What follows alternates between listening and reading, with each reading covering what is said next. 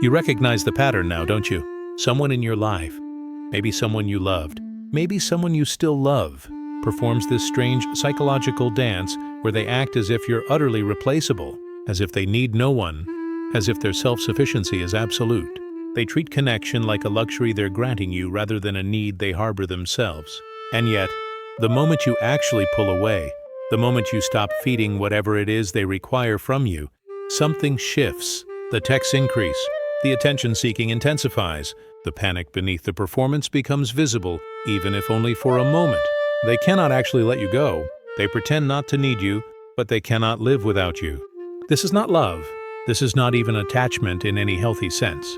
This is something else entirely, and Jung understood it long before modern psychology gave it a name. Before the end of this video, we'll explore the precise psychological mechanism that creates this paradox.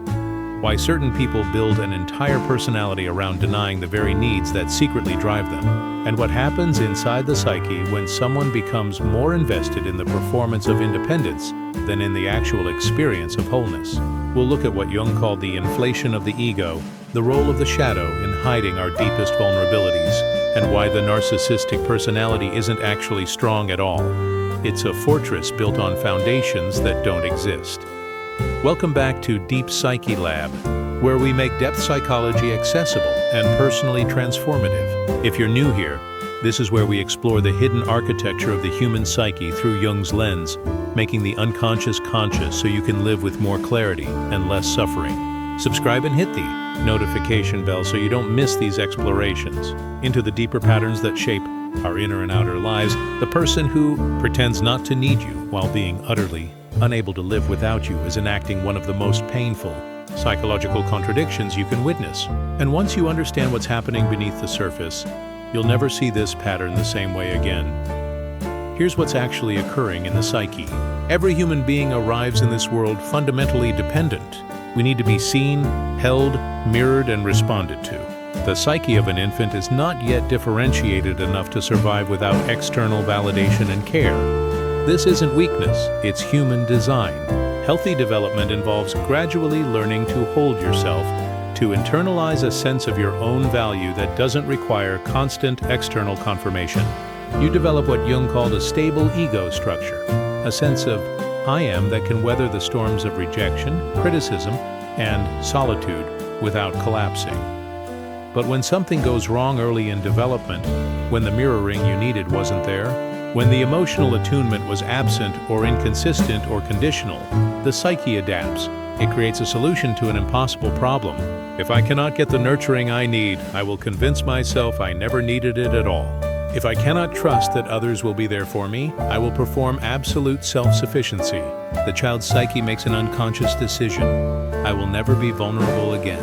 I will never be in the position of needing and not receiving. I will become the one who is needed instead. This is where the false self begins to crystallize. Jung would call this an inflated persona, a mask that becomes so overdeveloped, so defended, that the person loses contact with the actual self underneath.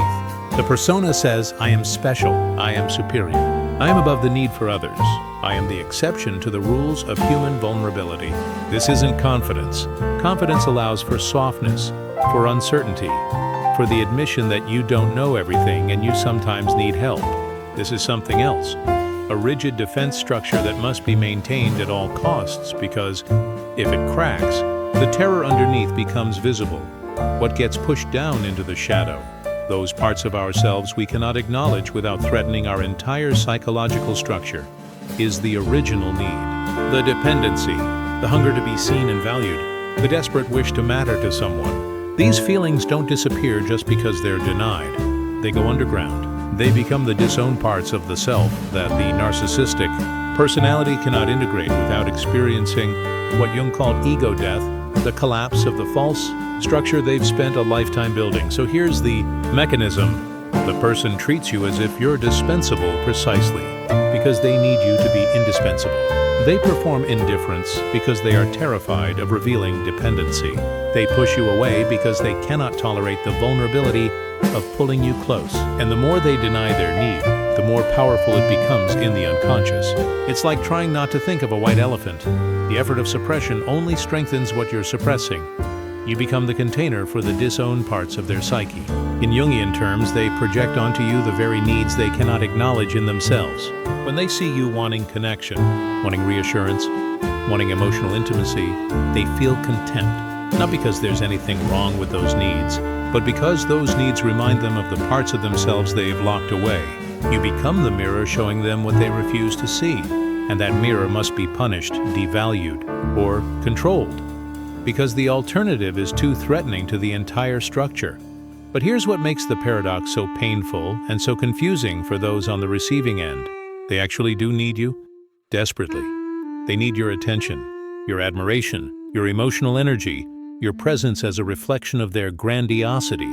Jung wrote in his essay on the ego and the unconscious that the inflated personality requires constant external validation because the internal structure is hollow. Without you, without someone playing the role of audience, validator, need-haver, emotion feeler, their sense of self begins to destabilize. The false self requires witnesses. It cannot exist in isolation. Think of it this way. Imagine a stage performance where the actor has convinced themselves they don't need an audience, that they're performing solely for the art of it. But the theater is empty. The lights are on, the costume is perfect, the lines are delivered flawlessly, and there is no one watching. What happens to the performance? It loses all meaning. The narcissistic personality is that actor. You are the audience they claim not to need while being unable to perform without you. This is why the moment you withdraw, not as a manipulation, not as a strategy, but as a genuine stepping back, the dynamic shifts so dramatically. The calm indifference becomes pursuit. The person who seemed perfectly content without you suddenly cannot tolerate your absence. They don't necessarily want you back because they love you in the way you might hope. They want you back because your presence maintains the psychological structure. You are the external object that allows them to avoid confronting the internal void. But there's a deeper layer to this we haven't touched yet. This pattern doesn't emerge from nowhere. It has roots in what Jung called the mother complex, the original template of relationship that shapes how we experience connection for the rest of our lives. When you examine the childhood of someone who develops this personality structure, you often find a particular kind of wounding. Not always overt abuse, but a subtle form of emotional abandonment. A parent who is physically present but emotionally absent, or a parent whose love was so conditional, so based on achievement or performance, that the child learned, I am only valuable when I am exceptional. I am only safe when I need nothing. In some cases, you find the opposite. A parent who was so engulfing, so intrusive, that the child's only path to psychological survival was to build walls. To develop a personality that says, I don't need you. I don't need anyone. This keeps me safe from being consumed. Jung observed in his clinical work that the psyche always adapts to survive, but the adaptations we make in childhood often become the prisons we inhabit as adults. The solution that protected you at 7 becomes the pattern that destroys your relationships at 37. The myth that captures this psychological dynamic most precisely isn't actually the story of Narcissus in the way most people understand it. Yes, Narcissus fell in love with his own reflection and wasted away gazing at himself in the pool. But the deeper truth of that myth involves Echo. Remember Echo? She could only repeat the words of others. She had no voice of her own. She loved Narcissus desperately, but he rejected her, not because he didn't need connection, but because he could only tolerate a reflection that perfectly mirrored his own image. Echo was too much of another. She had her own subjectivity, her own interiority, and that was intolerable to him. The tragedy of the myth is that Narcissus doesn't actually see himself when he gazes into the pool. He sees an idealized image, a projection of perfection that doesn't exist, and he falls in love with that image, with the fantasy of himself, not the reality. Meanwhile, he is literally starving to death, unable to eat, unable to drink, unable to exist as a real body with real needs because he is so captivated by the false image. This is the psychological state Jung called inflation, mistaking the persona for the self, believing the mask is the face, and consequently losing contact with the instincts, the body, and the soul. The person in your life who enacts this pattern is Narcissus, yes, but they are also Echo. They have lost their own voice, their own authentic selfhood, and can only reflect back a performance. The difference is that they've convinced themselves the performance is the truth. When you love someone trapped in this structure, you become both Echo and the pool. the one trying to reach them with genuine feeling, and the mirror they need to maintain the illusion. Jung wrote that the greatest distance in the world is the distance from the head to the heart. For the narcissistic personality, that distance is a chasm. They live entirely in the mental realm of strategy, control, and self-image management. The heart, with its vulnerability, its needs, its capacity for genuine intimacy, is locked in the shadow. And because it's in the shadow, it doesn't disappear. It controls them from the unconscious. They are driven by needs they refuse to acknowledge, manipulated by emotions they cannot name, dependent on supply they will not admit requires. You might be wondering how this applies when you're not dealing with someone formally diagnosed with narcissistic personality disorder, but rather someone who exhibits these patterns in milder forms. Here's the truth Jung would point to. We all have these mechanisms to some degree. We all have a persona that we over-identify with at times. We all have needs we're ashamed of and project onto others. We all occasionally perform independence while secretly craving connection. The difference is one of degree and flexibility. A healthy psyche can move between states, can be self-sufficient and vulnerable, confident and uncertain, independent and interdependent. The pathological structure is rigid. It cannot flex. It cannot admit complexity or contradiction without the whole edifice threatening to collapse. This rigidity is actually a symptom of terror. Jung understood that the psyche develops defenses proportional to the level of threat it perceives. When someone is so defended that they cannot allow an ounce of authentic need to show, it means the original wound was devastating. It means that at some point, vulnerability led to such abandonment, such shame, such annihilation of the self, that the psyche decided, never again. I will become invulnerable. I will need nothing. I will be everything. But the psyche cannot actually achieve invulnerability without severing itself from life. To be human is to need. To be alive is to be vulnerable. So what happens is a split. The conscious personality performs godlike self-sufficiency while the unconscious seethes with unmet needs, with rage at having to perform, with terror of being seen as the dependent creature they actually are. This split is what Jung called the divided self, and it is one of the most painful states of human existence, even if the person is not consciously aware of their own suffering. They suffer in the way a person suffers who is always hungry but convinced they must never eat. The need doesn't go away, it intensifies, it becomes desperate.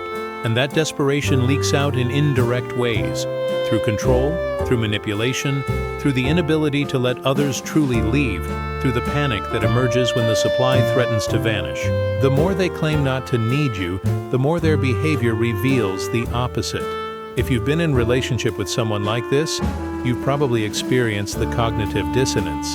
Their words say one thing, I don't need you, I'm fine alone, you're free to go, while their actions reveal a completely different truth. The constant monitoring of your attention, the punishment when you focus on yourself, the way they engineer situations to make you prove your loyalty, the rage when you establish boundaries. These are not the behaviors of someone who is genuinely self-sufficient. These are the behaviors of someone whose entire sense of self depends on your presence, but who cannot admit this dependency without experiencing it as a catastrophic threat to their identity. Jung noticed in his clinical practice that the people who claimed to be the most independent were often the most unconsciously dependent. He worked with patients who presented as utterly self-reliant, who scorned emotional needs as weakness, who believed they had transcended the normal human requirement for connection. And in analysis, as the unconscious material began to emerge through dreams and active imagination, the truth revealed itself.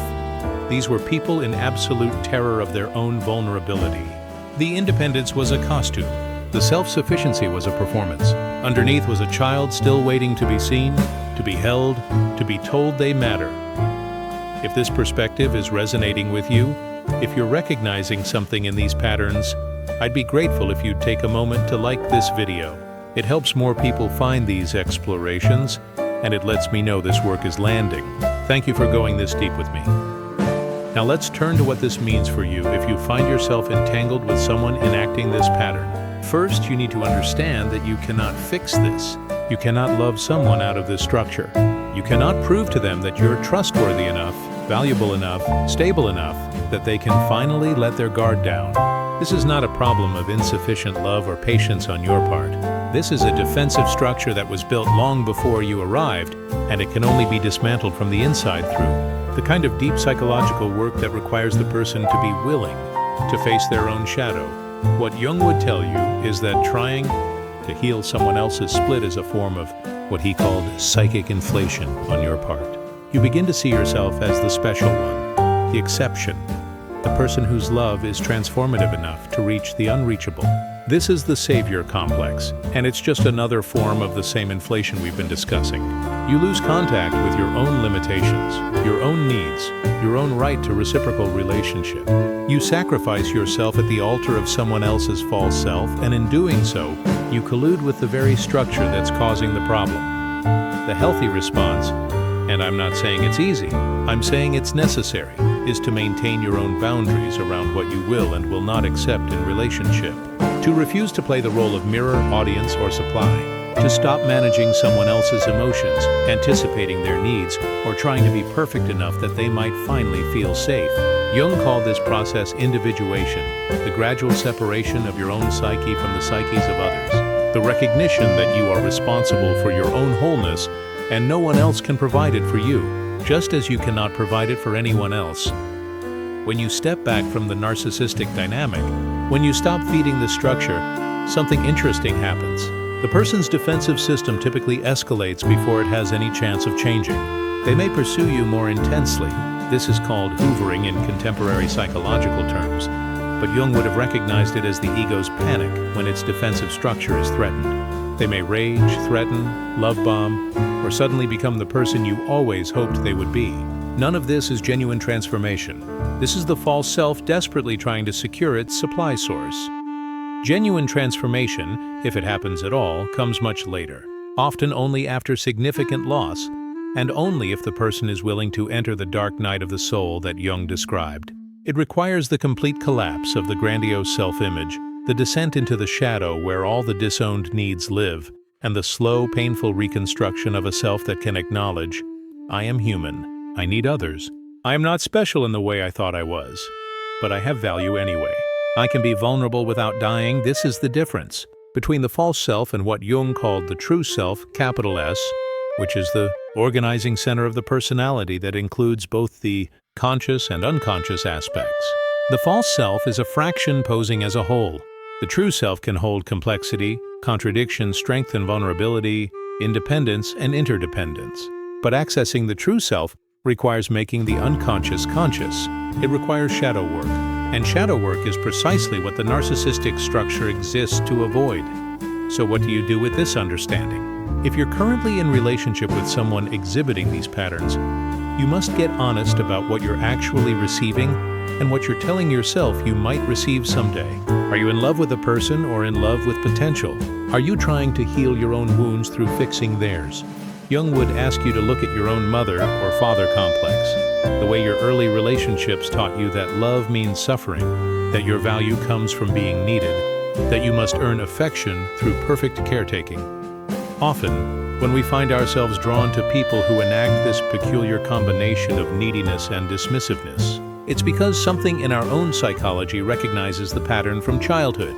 Perhaps you had a parent who was emotionally inconsistent, sometimes warm, sometimes cold, always leaving you unsure where you stood. Perhaps you learned that love means pursuing someone who is perpetually pulling away, that intimacy means trying to crack the code of someone else's defenses. These patterns live in the unconscious until we make them conscious through honest self-examination. If you've already left the relationship, you may be dealing with the aftermath, the confusion, the self-doubt, the strange addiction to someone who treated you poorly but made you feel needed in ways that were intoxicating. This is where Jung's understanding of the psyche's compensatory nature becomes crucial. The psyche seeks balance. If you've been in a relationship where you were the one carrying all the emotional needs, all the vulnerability, all the dependence, there's a part of you that felt powerful in that role. It's uncomfortable to acknowledge, but true. There was something you were getting from being the healthy one, the giver, the person who held it all together while they fell apart or raged or disappeared. This is not to blame you, it's to free you. When you can see your own investment in the dynamic, you reclaim your power. You're no longer a victim of someone else's pathology. You're a person who participated in a dance, and you can choose to stop dancing. Jung wrote that the meeting of two personalities is like the contact of two chemical substances. If there is any reaction, both are transformed. You cannot be in an intimate relationship with someone and remain unchanged. The question is, what transformation occurred in you, and does it serve your development or hinder it? The painful truth is that recovering from entanglement with the narcissistic personality structure requires you to mourn. You mourn the person you thought they were. You mourn the relationship you believed you were building. You mourn the fantasy that your love could be enough to heal them. You mourn the version of yourself who thought self-sacrifice was the same as love. This mourning is necessary. It's the psychological equivalent of withdrawing your projections, taking back all the hope, potential, and magical thinking you placed on someone who was never going to meet you in the way you needed. Jung understood that this process of withdrawal and mourning is actually a developmental step forward. It means you're becoming more conscious. You're seeing reality more clearly. You're differentiating your own needs and feelings from those of another person. This is individuation in action. It's painful because growth usually is. The psyche doesn't evolve through comfort. It evolves through the tension of opposites, through facing what we'd rather deny, through the gradual integration of shadow material into consciousness. There's a larger cultural dimension to all of this that Jung would certainly have commented on if he were alive today. We live in an age that valorizes independence to a pathological degree. We celebrate self-sufficiency, self-optimization, the person who needs no one. We treat vulnerability as weakness and emotional needs as burdens. In doing so, we create the conditions for narcissistic adaptations to flourish. We reward the performance of invulnerability while shaming the admission of need. Jung would see this as a collective shadow issue. We've pushed into the cultural unconscious all the aspects of human experience that involve genuine interdependence. The acknowledgement that we are not islands, that we actually do need each other to survive and thrive. When a culture denies dependency, it doesn't eliminate it. It drives it underground where it becomes toxic, manipulative, and pathological. The narcissistic personality is, in some ways, the logical endpoint of a culture that tells us that needing others makes us weak. But the psyche knows better. The psyche knows we are relational beings by design. The psyche knows that healthy development isn't about becoming completely independent. It's about developing the capacity for mature interdependence, where you can be self-sufficient when needed and vulnerably connected when appropriate. The person who can do both is the person who has integrated their shadow. They can acknowledge, yes, I need others sometimes, and that's not shameful. Yes, I am vulnerable, and that's not weakness. Yes, I depend on connection, and that makes me human, not defective. This is what Jung meant by wholeness, not perfection, not invulnerability. Wholeness means including all the parts, the strong and the weak, the independent and the dependent, the giver and the receiver. When you can hold that complexity within yourself without splitting it off, projecting it, or defending against it, you've achieved something the narcissistic personality cannot access. You've become real. So let's return to where we started. The person who pretends not to need you but cannot live without you is trapped in a psychological prison of their own making. They are both the warden and the inmate. They've built their entire identity around denying the very thing that drives them. And the tragedy is that until they're willing to face the shadow, until they can allow themselves to collapse into the vulnerability they've spent a lifetime running from, they will continue to enact this pattern in every relationship they enter. Your role is not to rescue them from that prison. Your role is not to prove you're different from everyone else who failed to reach them. Your role is to recognize the pattern, to understand the mechanism, and to choose whether you're willing to participate in a dynamic that requires you to deny your own needs, your own reality, your own wholeness. This is not a moral judgment. It's a psychological reality check. Some people are not available for genuine intimacy because genuine intimacy would destroy the false self they've built, and they are not yet ready, may never be ready, to let that structure crumble. Jung once wrote that the greatest and most important problems of life are all fundamentally insoluble. They can never be solved, but only outgrown. You don't solve this pattern by finding the right words, the right approach, the right amount of love or patience. You outgrow it by developing enough consciousness to recognize when you're standing in front of a closed door, and enough self-respect to stop knocking. Here is what changes when you truly integrate this understanding. You stop taking the hot and cold behavior personally. You recognize it as a symptom of someone's internal war with their own needs, not as a reflection of your value. You stop trying to earn stable affection from someone whose psyche cannot provide it. You understand that the push-pull is not about you at all. It's about them trying to maintain a false self that requires distance and supply in equal measure. You see the pattern instead of getting lost in it. Once you see it, you cannot unsee it. The spell breaks. This is the gift of consciousness Jung spoke of throughout his work. Consciousness doesn't always make things easier, but it makes them clearer. It restores your agency. It allows you to choose your path with eyes open rather than stumbling through the fog of projection and fantasy. It lets you ask yourself, what am I actually willing to accept? Not what do I hope might change, but what is actually here, now, in the relationship as it exists. The person who has genuinely done their own psychological work can hold space for others' struggles without sacrificing themselves. They can have compassion for why someone developed these defenses without accepting the mistreatment those defenses produce. They can see the wounded child beneath the grandiose adult without feeling obligated to parent that child. They understand that everyone is doing the best they can with their level of consciousness, and they can wish someone well from a distance if closeness is destructive. This is mature love in Jung's view, not the fusion of romantic fantasy, not the codependent entanglement where you can't tell where you end and they begin, not the savior dynamic where you're perpetually trying to heal someone else's wounds. Mature love means seeing the other person clearly, accepting what they can and cannot give, and making choices that honor your own development as well as theirs. Sometimes mature love means staying. Sometimes it means leaving. The key is consciousness. The narcissistic structure cannot tolerate this kind of clear seeing. It requires fog, confusion, intermittent reinforcement, and the perpetual hope that next time will be different. It needs you slightly off balance, always trying to prove yourself, never quite sure where you stand. That uncertainty is what keeps you engaged. The moment you become certain, the moment you see through the performance to the mechanism beneath, the game is over. Not because you're judging them, but because you're no longer playing. In the end, the deepest truth Jung would offer about this pattern is that it represents a tragedy of unlived life. The person trapped in the structure has sacrificed their authenticity for safety. They have chosen the prison of invulnerability over the risk of genuine connection. They live in a hall of mirrors, surrounded by reflections of themselves, unable to truly see or be seen. They have everything except what they actually need: the courage to be vulnerable, the strength to admit weakness, the faith that they could be loved, not for their performance but for their humanity. You cannot give them that. They must find it themselves if they ever find it at all. What you can do is refuse to participate in the mirror game. You can reclaim your own reflection. You can step back from the dynamic and ask yourself the questions Jung would ask. What part of me needs to be the special one who finally breaks through? What am I avoiding in my own development by focusing so intently on someone else's? What would it mean to truly individuate, to separate my worth from someone else's recognition, my wholeness from someone else's healing? These are not comfortable questions, but they are the questions that lead to freedom. They are the questions that move you from unconscious participation in patterns to conscious choice.